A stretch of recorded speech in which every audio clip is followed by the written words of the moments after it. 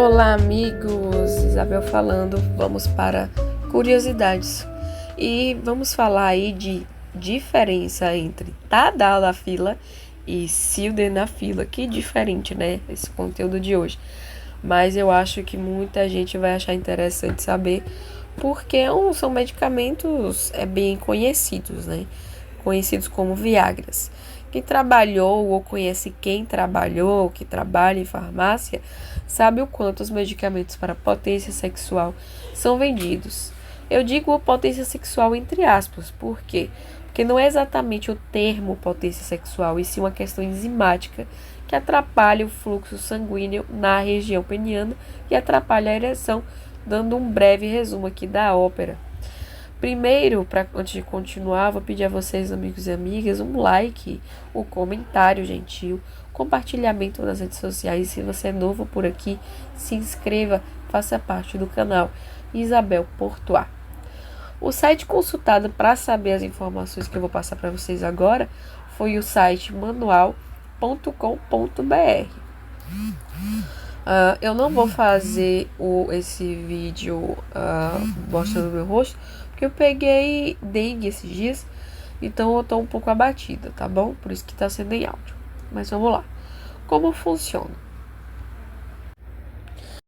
Antes de falar sobre como os dois medicamentos se diferenciam, vamos entender um pouco melhor sobre o funcionamento de cada um, que é o ponto que mais se assemelham. Na verdade, os dois funcionam da mesma forma. São inibidores de PDE5, que é uma enzima que age diminuindo o fluxo sanguíneo no pênis, o que atrapalha que a ereção aconteça. Ou seja, ao impedir a ação da enzima, os medicamentos favorecem a passagem do fluxo sanguíneo até o pênis e possibilitam a ocorrência da ereção. Qual a diferença entre Tadalafila e Sildenafila? A principal diferença entre os dois é o período que o medicamento passa a entrar em ação e a duração dos efeitos no corpo. Para a Sildenafila começar a apresentar resultados, você precisa tomar a medicação 1 hora antes da relação sexual. Completado esse período, o potencial dos efeitos chegará ao pico e você sentirá os resultados por uma média de 4 horas. Por conta disso, a Sildenafila é uma boa opção para quem quer se preparar e garantir ereções melhores para uma noite específica, mas como mencionamos, será necessário se planejar. Por outro lado, a Tadalafila, de uso ocasional, dá uma janela de efeitos muito maior.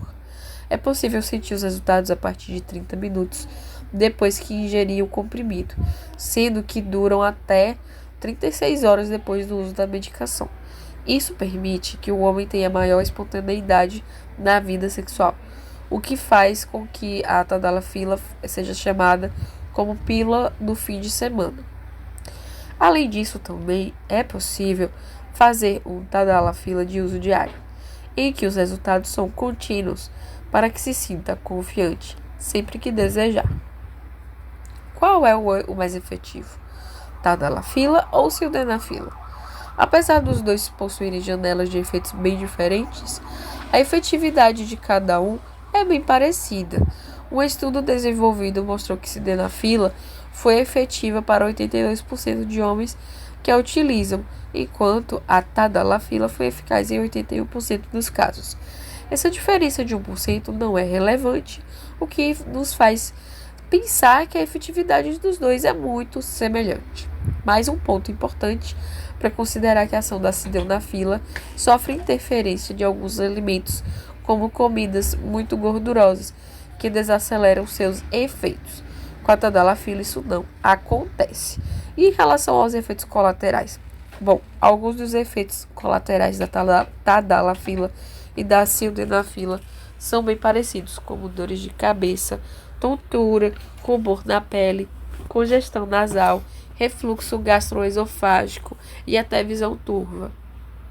Além disso, em casos mais raros, já foram relatados problemas em comum relacionados ao sistema cardiovascular, bem como priapismo, que é a ereção dolorosa que persiste por algumas horas. Por mais que muitas dessas reações sejam semelhantes, elas podem ser mais comuns com o uso de uma medicação do que com a outra.